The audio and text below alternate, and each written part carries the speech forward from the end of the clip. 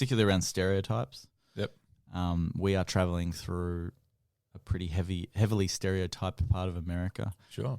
From Oklahoma to California, the American South, the Dust Bowl region, the Bible Belt. These are parts of America that are heavily red states. Yeah. And, through so many of the screenings that we've done in America in the more affluent states and the blue states, we meet people in the foyer afterwards that had said to us, before I watched this film, I had written off those parts of my own country. Wow. I'd just forgotten about them and given up on them. And this film shows that there's true kindness and like-mindedness and generosity in these places that I just didn't think existed.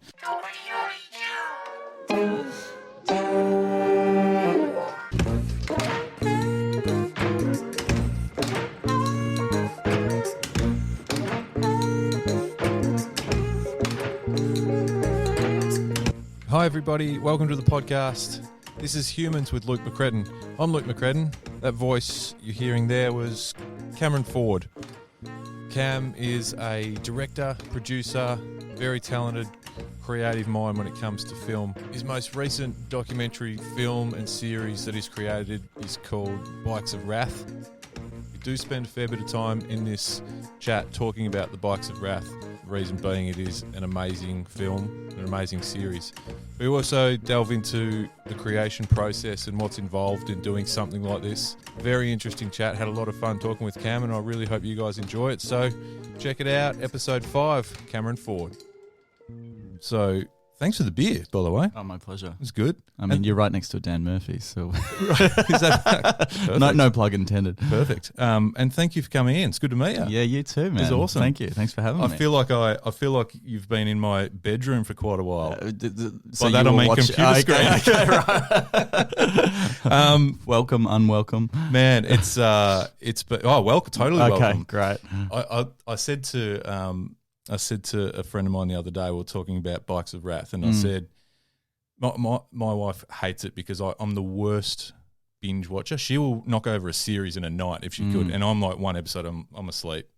Bikes of Wrath, I watched the series, the 6, so they're 50-minute episodes? About 50, yeah. Did it in 2 nights, and she was like, this must be good. so now she's on to it. That's great. So, And you're actually one of the first people to see the series in Australia. oh, really? Yeah. Oh, there you go. That's great feedback. Man, because,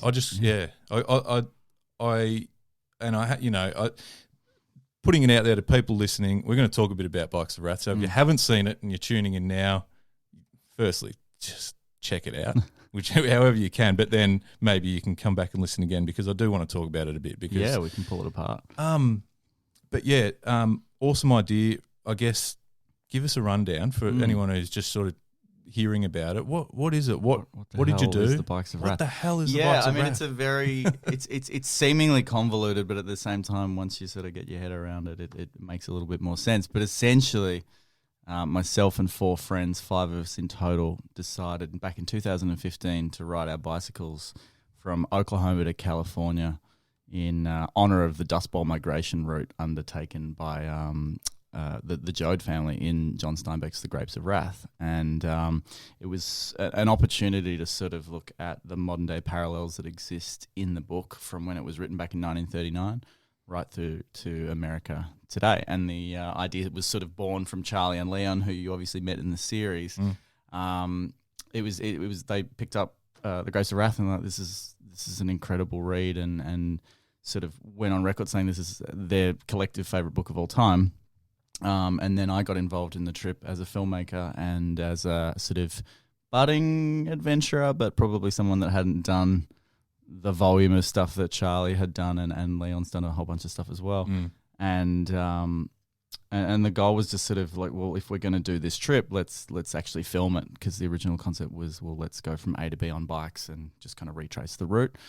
And I guess we all saw an opportunity to expand on that concept, and was like, well, what if we bring cameras along, and what if there's a few more parameters around the trip? So as you saw in the series, the Joad family left with $16 back in 1939, so we inflated that to 2015, and we ended up with $420 for 30 days to go 2,600 kilometers. Which seemed pretty accurate. Like it seemed like that Yeah. was that would have been pretty accurate. Yeah, in the transition. It's the middle of summer. None of us have trained for this particular Which adventure. I love, by the way. Yeah, I mean the naivety it rings loud and clear throughout this series for sure.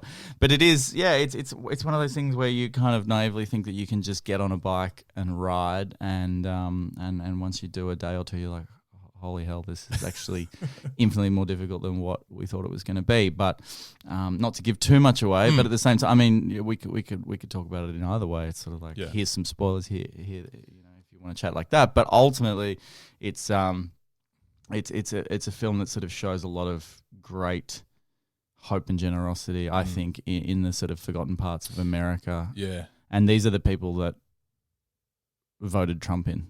Yeah. From the reddest states in America. What I found interesting about the series, or about the movie and the series, there's so many layers to it for me, and you can look at it from so many different angles. And I sat back and tried to look at it from a different, I suppose, a few different angles. And one was there's a real element of fun of a bunch of mates having an adventure. There's an element of a bunch of guys really passionate about a book, and they're following the footsteps. Yeah. But there's a real element which I loved personally, which was showcasing humans being human, and being great. It was refreshing to watch a documentary without hate, and negativity, and because that tends to sell these days, and I feel like that's what a lot of documentaries are. Yeah, no, I agree with that. I do think that it's one of those things where on a journey like that, you've got your goal, you've got your A to B. This is what we plan to do, but you have absolutely no idea who you're going to meet on the road, and so it could have gone another way. I dare say, but it is strength of humanity. Ultimately, what sort of shines through is that when people are down and out, these cyclists, these unprepared cyclists traveling through small towns in America, people are there to help you out. And they're willing to just sort of jump in and do whatever they can, and they come out of the woodwork. That's the strange and wonderful thing about an adventure like that, is that these people that you haven't met 1 minute are sort of right there by your side saying, what can I do to help you? Partly because they want to be involved in what you're doing and this sort of interesting and somewhat epic adventure. And then on a totally other hand, it's just like it's the right thing to do. And it seems natural. It's totally natural. Yeah. They don't question it. It's not even a thought process. It's like, what can we do to help you?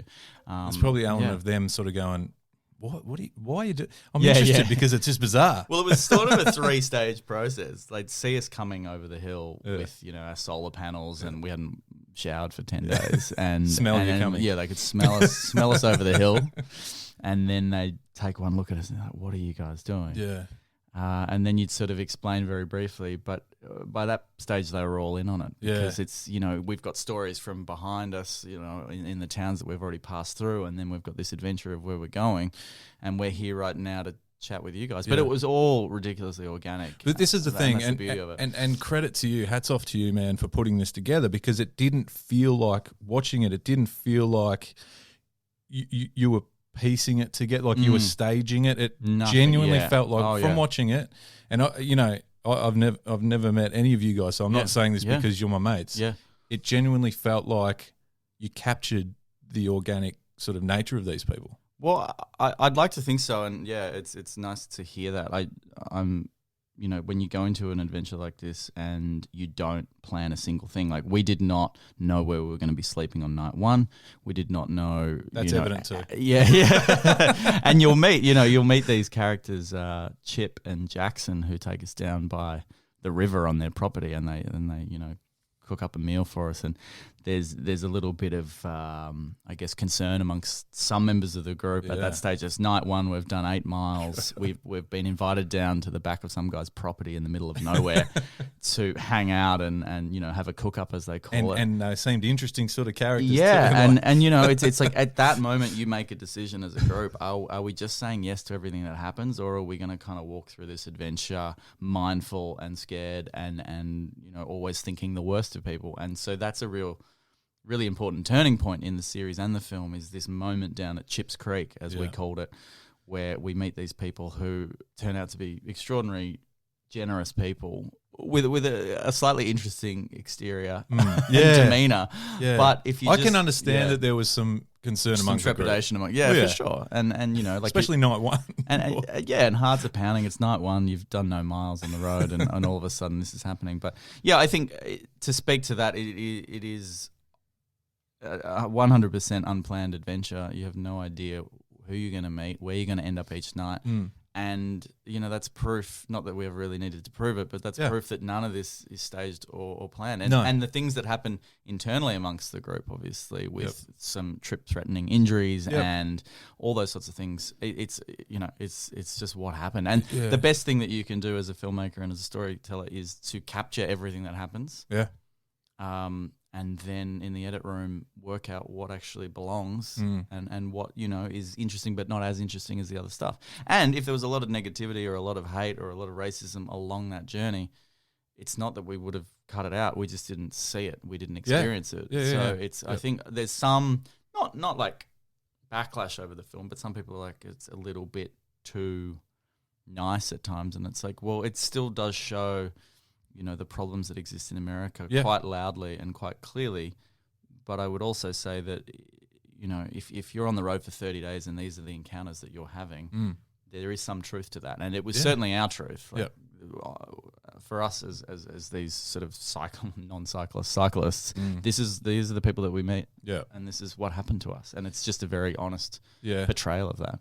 Oh, yeah. I mean, and like I said, I certainly found it honest. I certainly felt like, again, with the series, right throughout it was with you guys through the journey. Great. Yeah, really you genuinely got that feeling. I think just before I forget to mention it, but the money side of it, originally it was sort of like, well, let's not that you're ever trying to replicate, because what the Jode family or the fictitious Jode family, but what the Dust Bowl migrants went through was so much more difficult and arduous and just life-threatening than what we were putting ourselves in front of. But at the same time, it's like if you're swiping credit cards along Route 66 every night and, taking out a room in 3-4-star hotels and drinking beers that, is kind of handed to you, and everything about what you're doing is tough by day but lush by night, what you end up with is closed door experiences. And those doors open to you when you are putting yourself at ground level. Well, you can't fully replicate that experience from then, absolutely back then. Yeah. So I think what you did was probably as close to it. It was a retrace, like we call it a retracing, not a replication. Yeah. And I think that's an important distinction that exists.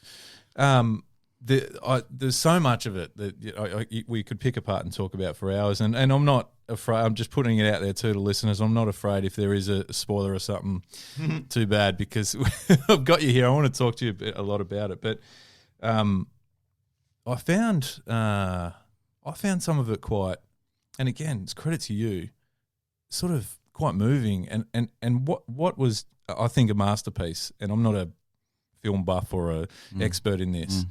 But the monologues that you had the locals doing that were sort of almost transitioning between scenes, it was fucking brilliant. Thanks, man. Yeah. Thank you. That was really, really cool. So there's sort of two sections that break up just the adventure from being an adventure, and one of those sections is book readings from The Grapes of Wrath. So John Steinbeck's words put in the hands of everyday Americans that we meet along the journey.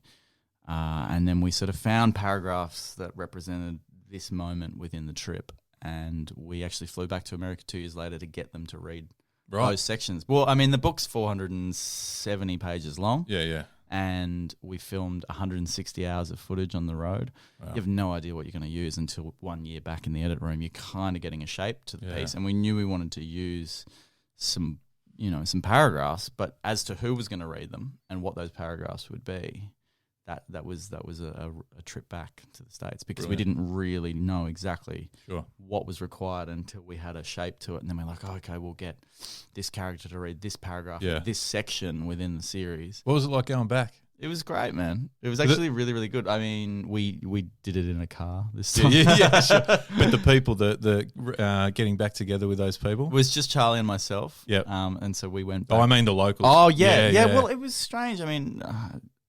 there was a whole bunch of people that were expecting to see again, and some that were very rooted in their community and their towns, where we were like, oh, they'll be here for life, and they'd said as much to us, and we were expecting that we could just roll into that town and find them again. And there were a handful of people that had just gone without a trace, and we could not track them down. Wow. Some people that, be it film or series, you'll meet, I've forgotten their names, but they run the barbecue shack. And might be testing your memory as well, but he's just had a heart transplant. He's had a heart bypass surgery. Yeah. And he's been out of hospital for 2-3 days. Yeah. And we roll into this barbecue shack, and he and his wife gift us $100. Yeah. And wish us well on our way and give us a free meal. Amazing. And it's a beautiful scene of a guy who's barely standing, who has very little to give, as they say in the book, those that have the least give the most.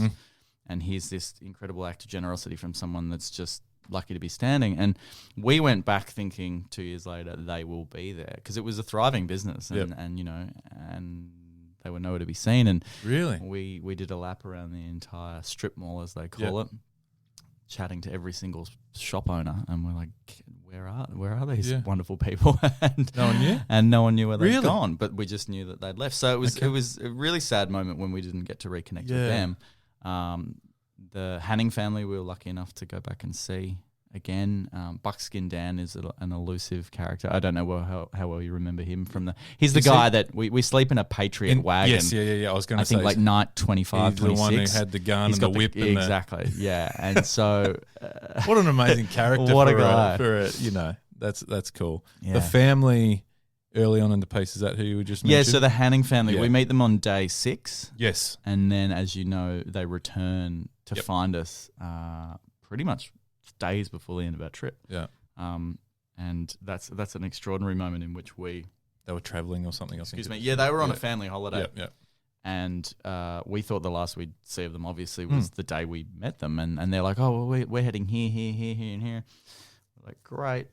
Have an amazing family holiday. And 20-something days later, they find us 5 states over in the back of a gravel pit at 1 a.m. Truck stop, in the back of a truck stop in a gravel pit at 1 a.m. And probably all a bit worse for wear from memory of the time you were asked to move because you're sleeping in a parking lot. Yeah. Again, that quote you just said, I'd actually written this quote down because it was just beautiful. The people with the least give the most. Mm-hmm. This is so evident through the whole production. And I love it as a quote in general. Oklahoma was where you spent the first part. Pretty poor areas you went through. Yeah, Oklahoma, it is a poor state. And where we start, Sallisaw, which is a county or a town and a county within Oklahoma, as Myra, who we meet in the series, points out that it's a welfare state, and so, the main portion of people that are living there are on welfare, and it's a really difficult place to exist, and there is such generosity in Oklahoma. It was that was again watching. That was where the majority of the generosity came from. I would say so. Yeah, I mean, not to discredit any of the states that we travel through, but most certainly we felt this energy in Oklahoma, and then we traveled through Texas and we felt the exact same thing. Yep. And then where were we? New Mexico was next, which was a really interesting and fascinating state, and still a lot of exceptionally generous and friendly people. And then not to ever say that it tailed off, but I guess the nature of the trip changed, and the tide of the book became, I guess, a little bit thinner because, the Dust Bowl kind of epicenter was Oklahoma, Texas, Kansas. And so when you'd sort of mention to people what you were doing, and I guess the impetus for the trip was this book and retracing the book, everyone had some sort of connection to the Dust Bowl migration. Through family, through extended family, through in-laws. And then as you pushed further, sort of mid-New Mexico onwards, it's a book that people knew about. The Dust Bowl was something that they were obviously aware of in their history, but they weren't as emotionally or, I guess, historically tied to it through their families as what the people were back in Oklahoma and Texas. And I suppose a lot of the, you say Oklahomans? Is that what you? I think. Well, I mean, the derogatory term, but with some love, is an Okie. Yeah. Oklahomans. What? It's not really a derogatory term. I mean, it's back in those days Yeah. when they were traveling from east to west, it was the Okies making the That's migration. right. What I was going to say was those a lot of those people were only one or two generations out, and in some cases only one generation out of people that went through some of that. So that's probably where that direct link to that, and therefore more understanding perhaps. Oh, I would say so. And then you meet people like H.B. Krug in Texas. We meet him in the Texas Panhandle, and he hasn't traveled more than 25 miles in any direction from where he grew up in and where we meet him in his entire life. And he's like an 86, 87-year-old guy who's still farming today. So he was very much sort of, hang on, was he there? Was he not? What's your maths like? He's 86 and Dust Bowl was 1939. I think he would have been very young, but he was young, present. Young. Yeah, I think he might. I think if it's the one I'm thinking of, might have mentioned that he was a young fella back in that. Yeah. At what point embarking on an adventure, but a project like this, does the filmmaking and the reality of what you're doing separate a little bit, and you sort of have to? Were there times where you do, and when you're doing this sort of thing, do you sit back and go, all we're doing at the moment is filmmaking. We need to get back into what we came here for, or vice versa? Yeah, that's an amazing question, and I think a few people sort of break it down like that. So it's one that we've kind of spoken about a lot, Charlie and myself, as the co-directors, co-producers of this film. But there's particular ingredients that you need so that it can flow, and I think the most important thing was that we had a dedicated cinematographer on the trip in Redwan Chowki, who you meet. He's a character in the film, he's a character in the series, but he's not on screen as much, obviously, as the rest of us, because he is there primarily to ride ahead, set up a frame. We were sort of directing from the bike, saying, make sure you get a shot of this, make sure you get a shot of that. But his bike weighed a lot less than what ours did. We were carrying the majority of the group's gear as a four. Push that towards you a little bit, sorry, mate. And then his bike had the A camera on the back of it in a Pelican case, and he'd zip ahead and he would, he'd grab the shots. And he was also probably the only cyclist amongst us, and so he had that fitness. But the way that really impacts on the ability to just live the experiences is that we were living them and someone else was experiencing them through a lens. And capturing those for us to deal with at a later point in the edit room, which means that it can be very organic and very real, and we're not pausing all the time to do a reshot. Like, nothing was really reshot. Occasionally, if it was a really beautiful vista and we buttoned on too late and he's like, oh, I missed it, go back, occasionally, sure. But in terms of all of those interactions with every single character that you meet, that like the moment you see us meeting them on screen for the first time is the first time we met them. And so there was no real... I mean, probably the most difficult part was when you as a filmmaker know that you need something, but everyone's too fucking exhausted to do it.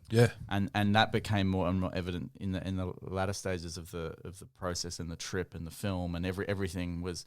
We had this rule where at the end of each state that we would cross, that night, wherever we landed, we would do the interviews amongst ourselves. So you notice those throughout the series and the feature. Here's this moment where it's the only time the camera's on a tripod and we're asking each other questions about characters that we met or experiences that we've had.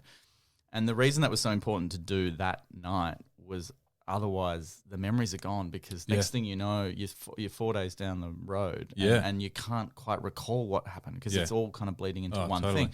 But we were so exhausted when we traveled through, I think it was the Mojave Desert, as you would expect. It was 47 degrees Celsius, and we I don't know, somewhere around that point, it was time. It was time to sit down and do the group interviews. And everyone's like, oh, we'll just do it later. And that was, one of those difficult conversations. Like, no, we have to do them now for the good of the film. Right. So that's where that crossover starts. That's where it crosses a little bit, because it's like, oh, we'll just do it later because we're fucking exhausted and I just want to eat and I want to go to bed and we've got to be up at 4 a.m. And you're like, yeah, but if we don't do it now, it will fade. Yeah. And I think a few times we let it slip a few days past. Yep. And then I remember a few of them saying, is actually really difficult to remember what Yeah. happened a few days ago. No doubt. So those were the sort of things where it intersected a little bit.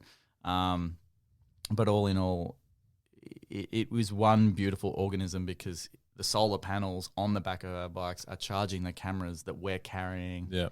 And if anyone saw a shot that they liked, they'd pull out the B camera and shoot it. Otherwise, Red would roll ahead and get the A stuff.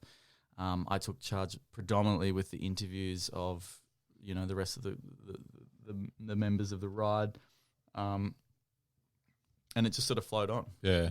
As a director producer, given that you're out for a month, you don't have time to go back to the studio and have a bit of a look at it and make sure. Were there points throughout this where you thought, is this any fucking good? I don't even know. Yeah, the doubt is heavy. Really? Weighs heavy. Of course. Yeah. I mean, I think we knew enough great stuff and fascinating stuff, and like, what are the chances of that kind of stuff? That was all happening to us. But had we captured it? Yeah. Had we got it? Did we button on at the right time? Did we miss this introduction? Did we miss the farewell? Yeah. Particularly when there's 4 guys having an experience and it's one guy's sole responsibility to capture that interaction. You might run out of a card, or, the microphone runs out of juice. And so there were definitely moments where that fear really sort of took over, and we're like, not enough stuff is happening, not enough stuff is being captured correctly. But I guess we did a little bit of pre-filming in Australia where we just sort of tested the waters with how to approach a scene. Okay. And by that I mean, for filmmakers out there and anyone interested in it, like, make sure you capture that interaction first and foremost. That's the spine of any scene. And then be listening to what that scene is about. If you're meeting a local and they're talking about X, Y, Z, it's probably around you. Like, if they're referencing this or referencing that, make sure to go back the moment that conversation is over with. Make sure to get that cutaway, get that B-roll, get all the stuff that you can use to make that scene richer.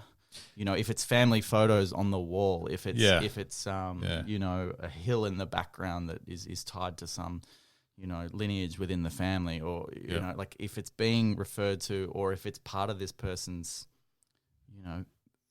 home and background and part of their personality, like, capture as much of that stuff as you can, because in the edit room it's gold. Like, you need it. You need it to bridge that world together. This documentary has won shitload of awards, so well done. Thank you. When you finally got back to, I'm assuming you waited till you got back to Australia to start looking at it and breaking it apart and working on it. Yeah. Was there a moment when you went, oh, this is good, we fucking nailed it? Because you did what you intended to do first and foremost, right? Yeah. But then the documentary side of things, was there a point where you went, and for 6 months, I was no. Like, really? Well, as in, just like, you don't know what it wants to be, because 160 hours of raw footage. Yeah. Like, what is that? What is it? How does it move? What's the tone? Yeah.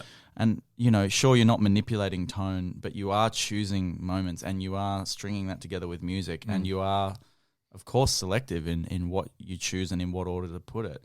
And as we spoke about before, one of the most important things that we did was go back and get additional footage to tie particular things together. Yep, absolutely. And that's not dishonest filmmaking. It was just like, we don't have the book readings yet, and we knew we wanted them. Yep.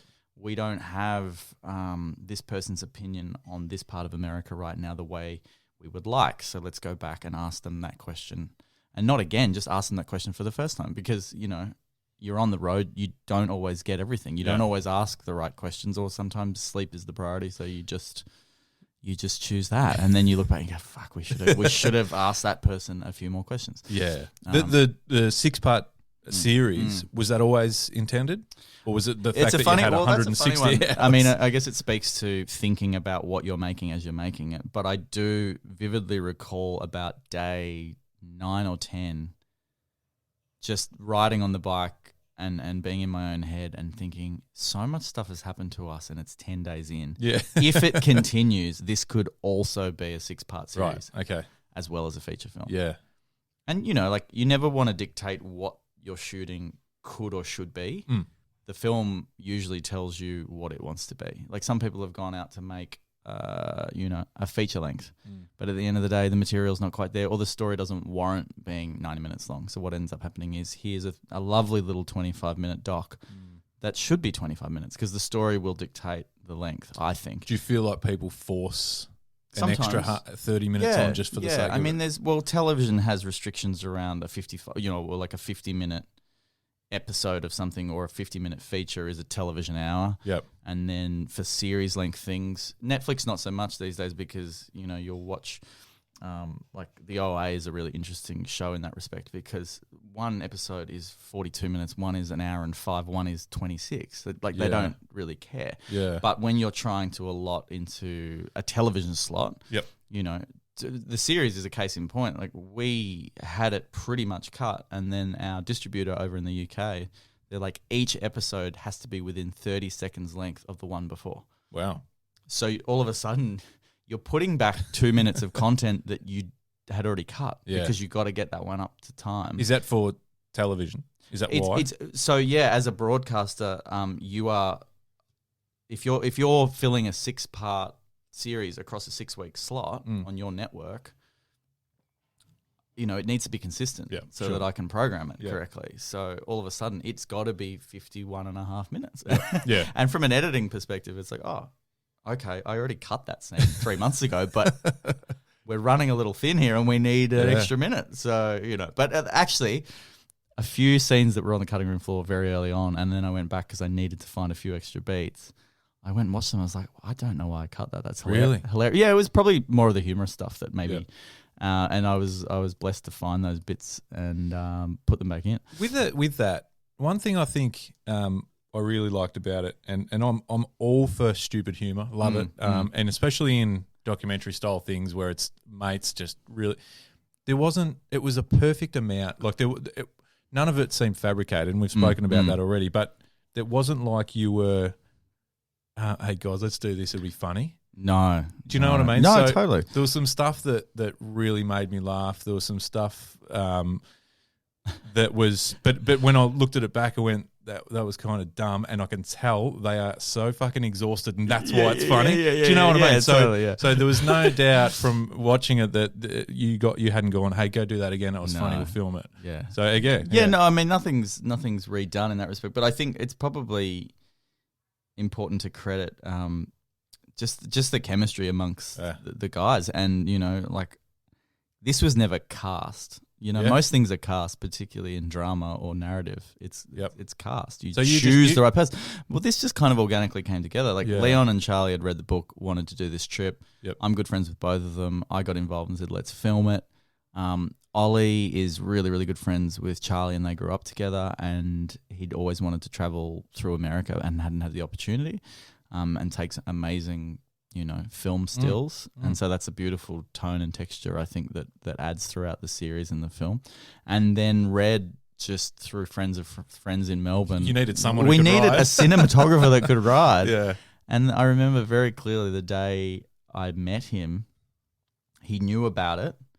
And he was just looking at me. He was quite enthusiastic. And then about 9 months later, I called him, and we met up for a beer. And within 30 seconds, he's like, "I'm in." Awesome. He knew what the call was about. He'd been waiting for that call for 9 months. Brilliant. And there it was. And so, I guess the casting is not the right word, but the collection, the coming together of these 5 people, hopefully, speak to that authenticity of just on the road and the humor and the highs and the lows. Yeah. Another thing I wanted to bring up about it, and again, one of my favorite things about the whole thing, and it's a 2-part question, but one of my favorite things about Bikes of Wrath was the music throughout. Oh man, fucking brilliant. Mine too. Yeah, amazing. Yeah. So I guess my question is, as a filmmaker, where does that sit in importance? Because for me as a viewer, and I am a music fan and I'm a musician and all that as well, so it appeals to me even more. But where does that sit in priorities for someone like you who are putting things like this together? Well, yeah, it's a great question because as we were speaking to before, like that phase where I was looking through footage and going, I don't know how to do this. You know, I've been making films for 20 years and I've never made a documentary before. It's all narrative or comedy or shorts. And so all of a sudden I'm staring at this footage of, you know, 4 guys and myself on this adventure that I'd lived, and all of a sudden here I am in the edit room with all this stuff. It's like, what is this? What is this? Like, what do I do with this? And then eventually it started to click. And one of the first things that pushed it into another area was being confident enough and freeing enough to bring a piece of music in and cut a montage to that and let that piece of music do the work and the images do the work, and not needing to talk all the time or just have people talking on screen all the time.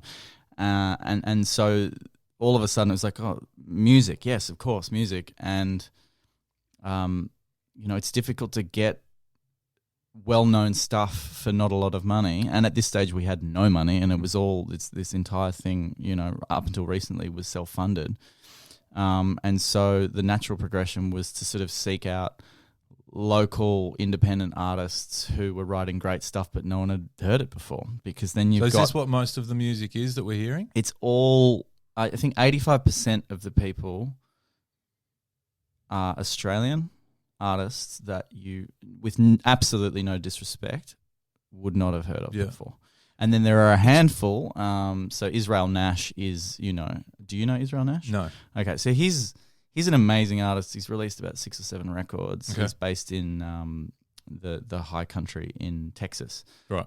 I just happened to stumble across a song of his that I absolutely loved, and it became the title track. Yeah. But he was like, it's Israel Nash, and I was like, what are the chances of getting this? And I wrote to his manager, and his manager he was great. He was just like, look, let's work out an art for art's sake deal. Yep. I said, what do you mean? He's like, if you come back to the States and shoot a clip for Israel, we'll call it even. Really? So not only did I get to meet and hang out and shoot a clip for Israel Nash, but it was in exchange for the use of his song in our series and our feature. That's a win-win, right? Yeah, it was a win-win. At that time I was super busy, and I was like, oh my God, how am I going to fit this in? Yeah. But it was an amazing experience, and he's just a fucking great guy. And so that's an example of someone who is with Sony BMG. You know, I deliberately went to the record label trying to convince them of this is an independent, self-made thing. Yeah. And they just slapped a wad of dollars on top of it. They're like, if you want this song for this amount of seconds, it's going to cost you this. Okay. And I was like, well, I'll just go to the manager and see what we can do. And it totally flipped, and that was wonderful. And then all the other artists that because I like to cut to a piece of music and then I fall in love with that piece of music for that scene. Yeah. And I do not want to change it. Yeah. And the strength in that is that you can actually send that scene to the artist and say, this is what I'm hoping for. Yeah. With your approval. And to everyone's credit, when we signed all these pieces of music to the series and the film, there was no money. So we signed a contract with every artist saying, if there's ever a drip feed of money at a later point, you will get this much. But every single artist agreed to that. And then very recently we were actually able to pay them, which was an amazing feeling. Because the music is just so perfect. It is. For the visual. Yeah. You know, it just matches up perfectly. Yeah. So Thank you. Yeah. That for me was a really big, and I'm sure, and I'll never probably really know, but I'm sure subconsciously that's part of the reason I really like Bikes of Wrath. I hope so. I mean, the music, without it, look, I mean, that everything. Yeah, but it's not just without it. You could have got the wrong, you know what I mean? Yeah. Like you see some things and you hear and you go, oh yeah, whatever. But that just screamed out, this was just made for each other. Yeah, I mean, we worked really, really, really hard in the edit room to just get material in and sift through it. And then in the edit room, I was like, this works with this, or I'm going to try this here. And it didn't slip through if it was a maybe. It was like, this fits. And a big shout out to David Bramble, who is this incredible Melbourne bedroom artist. We use 14 of his songs. Really? And just by chance, I was struggling for more material a handful of years ago, and I'm good friends with his brother, and we were chatting over a beer, and he's like, Dave. And I was like, what do you mean? He's like, Dave, he did an entire road trip across America and wrote songs about it 2 years ago. He's like, he's just got an arsenal of songs sitting in his back pocket. And I said to Dave, just send me everything you have if you're willing. And he said, yeah, but they're just demos or there's stuff that I've slapped together. And so many of them, he was like, oh, maybe I should re-record them. I was like, no. As they are is the way they should be. And that's how we heard it? Yeah, so everything you hear in the series is pretty much recorded in Dave's bedroom at some point or another. Perfect. Kind of first demo stuff. Yeah. And it's just perfect. It's raw and it fits and it's not too polished and it speaks to the film because the film's not particularly polished either. That's what I was just thinking. Having it raw, having it a little bit unpolished. Not that you necessarily can hear any non-polishedness. No, I mean non-polishedness. I'm going with that. Unpolished. But it just, I think that's why. Because you guys were unpolished. We're unpolished. But that's why it works. Yeah, I think so. I mean, and another shout out to our post-production sound team because it may not sound polished, but the raw audio that we gave them out of the cameras to what they actually did and the sheer heavy lifting they had to do in post of what's called dialogue cleanup. Were you guys wearing lapels or anything? It's all just shotguns on top of it. Yeah, which is when you're pointing it at a Interstate 40 or a Route 66 and cars are whipping past and you know there's just so much noise and mud and just background sound and they just worked night and day to clean it up. There were a couple of really good shots just throughout it where you're clearly about to say something and a fucking truck the side just goes back and you see just looking at the camera going, okay, we'll wait. Hey, are we going to have another beer? I'd love one. Okay, I'll go do that. Cool looking cans. Yeah, cheers, man. I wanted to ask about, and this is for people listening, this is a direct sort of thing from Bikes of Wrath, but Highway Joe. Yeah, I dare say you've never seen or heard from again, but that was a pretty serious moment for you guys personally, regardless of this documentary or anything. That was pretty heavy. Yeah, totally.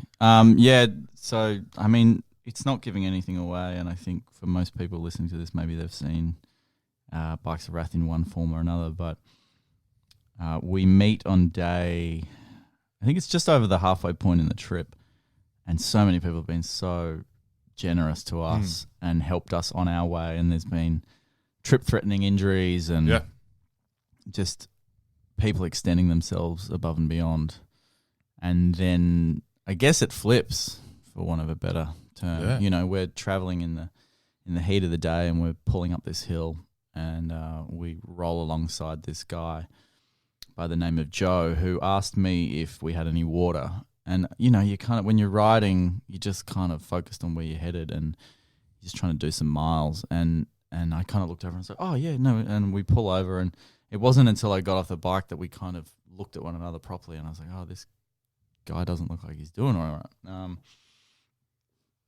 Excuse me. So next thing you know, we're all off our bikes and we're all chatting with him and it quickly reveals itself to be a death march that he's on. And he hasn't eaten for 4 days. He hasn't drunk water in 24, 48 hours. It's, you know, the heat of the day out in the middle of New Mexico. And he's not taken his medication for a handful of days and suffers from schizophrenia. And he's just kind of walking. And he doesn't really know where he's going. And he's not necessarily convinced that where he's going is where he actually wants to get to in the first place. Yeah. And later reveals that, you know, I'm kind of ready to just walk out into the middle of the road. And that's kind of that. And so we're there with this guy, Joe, and, you know, the makeup and breakdown of these characters that make the Bikes of Wrath is one exceptionally important character in that moment is Leon, who's a firefighter, and he's trained in exactly what's happening. And, you know, everyone's kind of rallying together, but at the same time, you know, he's very much taking the lead, and rightly so, because he knows what to do. But I guess to flash forward, he doesn't want anyone to call anyone.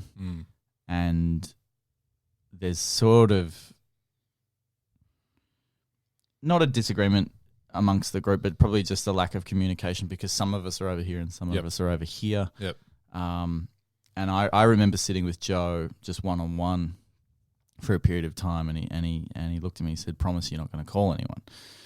And I was like, "That you have my word." And about 45 minutes later, an ambulance starts to travel up Interstate 40, and he looks over and he sees, and he's just like, "What have you done?" And I said, "I'm so sorry, I had no idea." And then obviously, and you know, retrospectively, it was absolutely the right decision to have made. Yeah. But I know the other guys were grappling with it, but they'd kind of walked away into a different kind of group formation, and a call must have been made. Yep. Because there was seemingly a stalemate where you guys were quite openly and honestly with him. Okay, we won't. Yes. But we need to. We need to, yeah. And he was firmly, you know, and that's where the strength of Leon negotiating that and sort of, because what I didn't realize at the time until I was in the edit room with it was I'd promised this guy that we weren't going to call anyone. And, you know, here's a guy that is homeless. He's got mental health issues. And as Charlie points out in the film, he will fall between the cracks yet again. You know, here are we, 5 white Australians traveling across America, and everyone's extending us a hand. Yeah. But here is this guy of Mexican heritage, you know, traveling, you know, aimlessly and dangerously close to the road. And if he gets picked up by the ambulance and by the authorities, he's just going to get thrown into a mental hospital, and, you know, he can't afford to be doing any of these things. And so all of that was kind of being discussed, and I guess it reached this point where next thing you know, there's 3-4 cop cars there, there's 2 ambulances, like it's a big deal, and they block 4 of the 5 lanes or something, and there's traffic backed up for miles. And Joe gets rushed into the back of the ambulance, and I'm saying sorry to him as he's being put in the back. And then right towards the end, it's sort of like, well, do I get to see him and say goodbye? I want to get his contact details. And the police officer's like, your journey with Joe ends here. You can't go back there. And next thing you know... Do you think that was fair, looking back? Oh, look, at the time, I felt like personally that I'd sort of wronged him because I'd said one thing and another thing had happened. And it wasn't until I watched the footage back that I saw Leon very, very clearly like get down, kneeling in front of him and saying, I'm going to go down there and get you help. Are you okay with that? Yeah. And he pauses and then he nods. And I didn't see that moment at the time. And I think that is his consent in that moment, but I didn't see it on the road. And so that changed things for me. Not that anyone did anything wrong, but it was just one of those things where it's just like, there's so many things to consider. It's all happening very quickly. Anyway, to sort of speak to that, where is he now? We were very lucky to screen The Bikes of Wrath at the opening night at the Albuquerque Film Festival, which is 20 miles from where we met Joe. And opening night is a big deal, and I think there was like 300-400 people in the audience, and we did a Q&A on stage afterwards, and obviously asked the question of all the people in the audience, does anyone recognize Joe? Has anyone seen this man? We're trying to get back in contact with him, and to this day, unfortunately, not at the Albuquerque Film Festival, not anyone across like we've screened The Bikes of Wrath is screened on 300 theatre screens in America. Wow. And that's a lot of audience members, and no one has reached out to us saying I've met Joe or I've seen Joe or Joe's doing okay. And then the fear there and the truth of it, I guess, is it's a 50-50, I think, if you're still with us. Absolutely. Or not. And that's reality. That is the reality of it. And I guess the interesting thing from a viewpoint was you guys were the ones getting people helping you, but all of a sudden tables turned. It flips, The whole, you know, people with the least give the most. That turned, and you guys all of a sudden were giving, and look, it was just a really heavy moment of the whole production, which was, it was an important. To me, it is. I mean, probably important for listeners out there to know that there's a feature-length version of The Bikes of Wrath, which is 100 minutes long, and that's the one that's been obviously in theatres, and a slightly cut-down version that was just played on the ABC. And then there is this 6-part series, which is 6 by 50 minutes, so essentially 6 hours of the trip. But I know when I was cutting the 6-part series down into feature length, because that's how it happened. You're always kind of whittling down rather than kind of re-expanding. Yep. I just knew that Joe was the most important scene in the film, and I knew that Joe had to, one of your other guests, Matt, who's a close friend of mine, can speak to, structure and the arc of a storyline. But, at the end of the second act, we need to meet Joe. In a three-act structure, a classic 3-act structure of a feature-length film, we must meet Joe at the 1 hour point. And so that was kind of how I positioned it. It was like I knew that if we got to Joe an hour and 20 minutes in, it's too late. And I knew if he was coming in too early, that wouldn't work either. So it's like right on an hour we meet Joe in the feature-length film. And you feel like from looking at it, that was spot on? I think absolutely, yeah. And I was listening to another podcast about a documentary editor, and because everyone has their process and everyone works differently, and some people start on frame 1, and I usually start on frame 1. But he was saying, choose your most pivotal scene and put it where it needs to go. Really? Like within the structure. So if you were using that theory, that would be... Yeah, it's like meeting Joe at 1 hour is exactly where it belongs. How do I mold everything else around that? It's not exactly how I work, but I knew that we needed to get to Joe at 1 hour. Sure. You just spoke about some of the screenings from all around the world. You've even done a recent one up in Darwin. Deck Chair Cinema. What's the general overall feel? Like, are you really happy with the comments? I know you got a lot of ticks on the blackboard in Darwin. That was good. Look, that was amazing. I think we're really blown away by the response and reception that this film has had, not only in Australia but in particular in the States. It's got a very strong following here in Australia. We were lucky enough to do a Sunday night primetime on the ABC recently and got emails from far and wide from all over the country.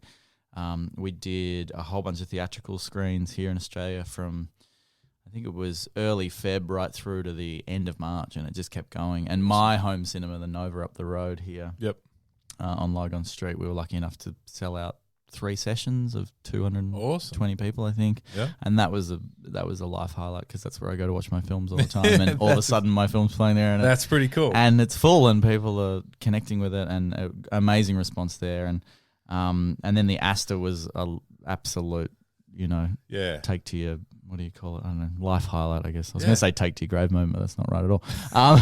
Opposite. A celebrated moment where it was 750 people at the Astor Theatre in St Kilda. Yep. And for anyone who's been there, it's a pretty majestic.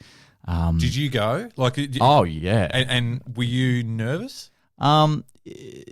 Yeah, nervous. I don't know if I could go. Nervous, but I mean, when you've been working on something for 4 years and true. it's Melbourne premiere, and I mean, I reckon I knew 300 people. Really? Yeah. Okay. I had people coming out of the woodwork that I hadn't seen for 25 years.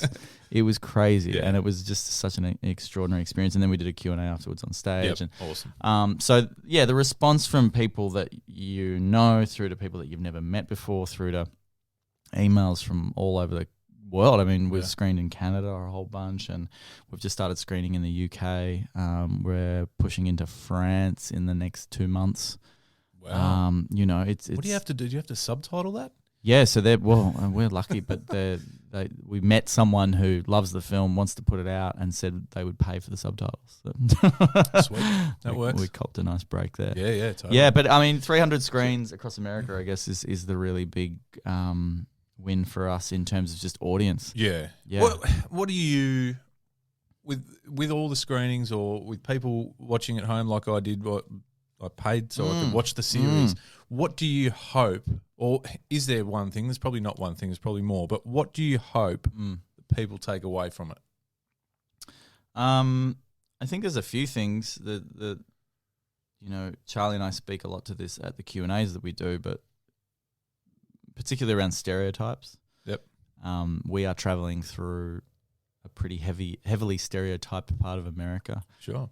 From Oklahoma to California, the American South, the Dust Bowl region, the Bible Belt. These are parts of America that are red states, heavily red states. Yeah. And, through so many of the screenings that we've done in America in the more affluent states and the blue states, we meet people in the foyer afterwards that had said to us and have said to us, that, before I watched this film, I had written off those parts of my own country. Wow. I'd just forgotten about them and given up on them. And this film shows that there's true kindness and like-mindedness and generosity in these places that I just didn't think existed. You just break that down for a minute. 5 guys from Australia are opening up the eyes of Americans to other parts of their own that's country. The strangest part of it. And look, that's amazing, man. Yeah, that's an amazing, humbling kind of thing to hear from so many people that watch this film and then say, particularly like families that will bring their younger kids, to like 12, 13-year-olds, and they're like, they just have questions for weeks afterwards. That's good. Having watched this film, and it's it's the America that I want my kids to learn about and see, not this division that is just pumped down their throats from the media. It's sort of like there is more out there than what people are kind of putting on your nightly news screens. And I think for people coming up in America and seeing that there is a little bit more like-mindedness and care and kindness out there, and look, I have to say it, and it's an exceptionally important thing to say, but we are 5 white guys on bikes traveling across America. I know for fact that there are particular characters that we meet in The Bikes of Wrath that you will meet if you watch it, where no matter who you are, from what walk of life, they will take you in, they will help you. Ben, Ed and Leanne are a prime example. This incredible veterinarian couple from the Texas Panhandle. There's a trip-threatening injury. They take us in as a group. Feed you testicles. Feed us testicles, literally. Feed us. What are they called? Rocky Mountain oysters. Which like a soft chicken, as it turns out. Okay. But here are these people that are the pillars of their community, and you'll sometimes get some backlash and some Q&As from people saying, well, yeah, of course you experience that generosity because of who you are. And it's like, well, Ben and Leanne are a prime example where they have, I think to date, brought 3 or 4 Mexican people into their home, brought them up as their own children, found them work, looked after them, put the clothes on their back, taught them right from wrong. And I just don't believe for a second that if it was anyone else rolling through that town that they wouldn't have helped them the exact same way that they helped us. Then there's people like Buckskin Dan. Would have been a different story. I think it would have been a different story. But I think the thing to speak to more than anything is this is our experience. We're not saying it's everyone's experience, but we decided to take on this adventure and do this trip. That's all you can do. And all we can do is tell the most honest version. And a few people have certainly asked in Q&As, like, where was the racism? Why did you cut it out? And it's like, if it was there, if we filmed it, if we saw it, it would be in the film. We just didn't. So, I guess it's something to ponder and make up your own mind about. But there is a lot of kindness in the people that you meet throughout the series and the film. Totally. What's next? You're a busy man, and I know that you've got something in the pipelines. Yeah, it's no secret that we did the follow-up adventure. We did the follow-up adventure down the Mississippi River. In you're 2000. smirking about this, but I'm pumped. Are you excited by it? Oh yeah, we're excited by it. It's the main issue is getting it finished in time, and this is a podcast to talk about all things, and financing a film is exceptionally hard. And it doesn't necessarily mean that just because you financed the first one that you're going to be able to finance the second one, particularly when there's a bit of a due date on it. So we're looking at race relations in America through the lens of Huckleberry Finn. Awesome. After building a homemade raft and traveling the entire length of the Mississippi River from the top to the bottom in 90 days. We do it on $210. It's Trump's first year of administration, and we have access to towns where people are ready to talk. So it's a pretty loaded film. It's probably a lot more pointed. Okay. Dare I say, some of the humor of bikes is maybe not evident in the next one because you're dealing with some pretty heavy subject matter, and also just the difficulty of the trip. It was absurd. It was like 6 weeks of just pummeling rain and sleeping underneath a tarp on a moving raft down the Mississippi River. Right. It was intense, and it's a different beast, but it's kind of, not to say that it's not relevant after the next election, but there's a chance that it sort of loses its potency if it's not sort of out by May, June of next year. Sure. And so that's what we're grappling with now. Okay. It's like, how does one fund something so quickly off the back of the last one? If anyone's listening. That's right.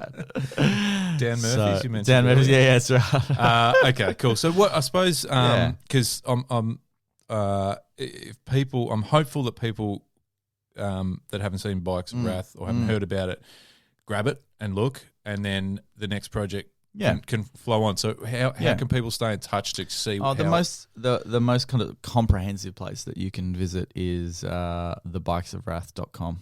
Yep, awesome. So there we have the ability to buy the feature film for, I think it's like $10 Australian. Yep. And then own that big juicy HD 1080 copy. You can stream or purchase the 6-part series. Yep. Which I think is great value for money.